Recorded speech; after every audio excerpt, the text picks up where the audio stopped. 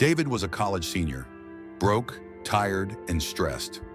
Like many students from modest backgrounds, he juggled part-time jobs and a full load of classes. His apartment was a small, dim room he rented near campus, sharing a kitchen and bathroom with two other students.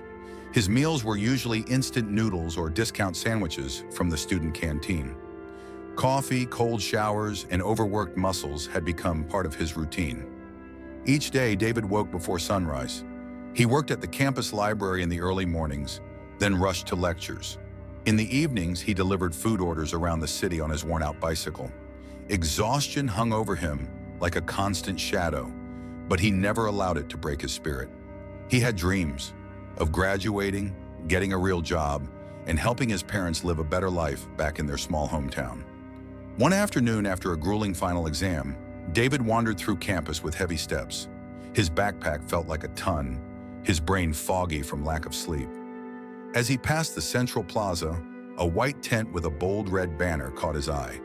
Blood donation drive, save a life today. He slowed down. His first instinct was to keep walking. He was tired and needed rest. But something made him stop, a quiet thought. Why not? Someone out there needs this more than I need a nap. He walked into the tent. The nurse greeted him with a smile.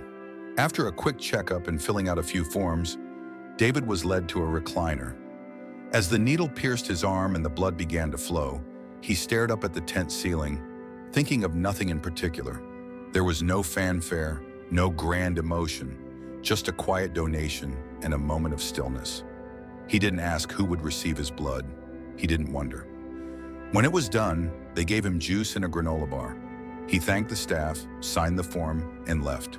And just like that, the moment passed, forgotten by him, but not by the world. Time has a way of either healing or hardening. For David, it did both.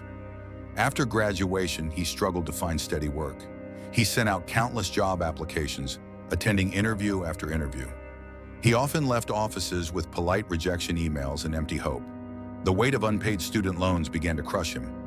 Eventually, he landed a job at a small logistics firm. The pay was low, the hours long, but he was grateful.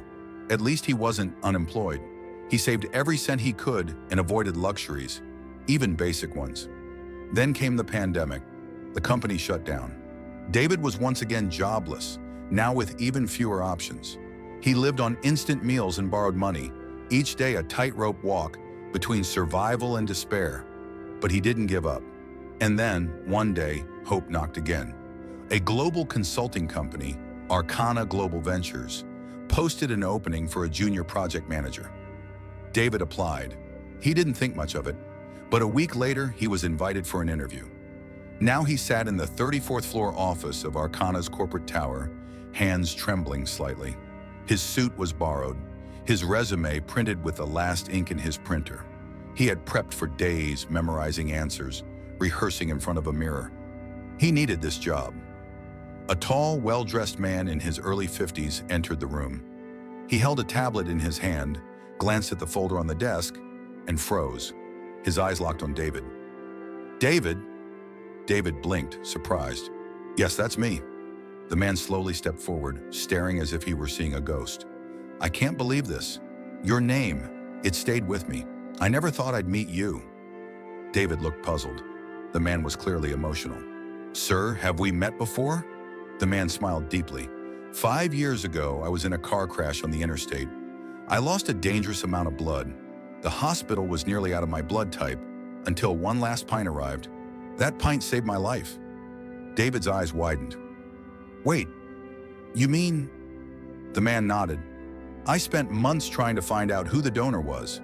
The hospital couldn't release your full name, only your first. David. That's all I had. I never forgot it."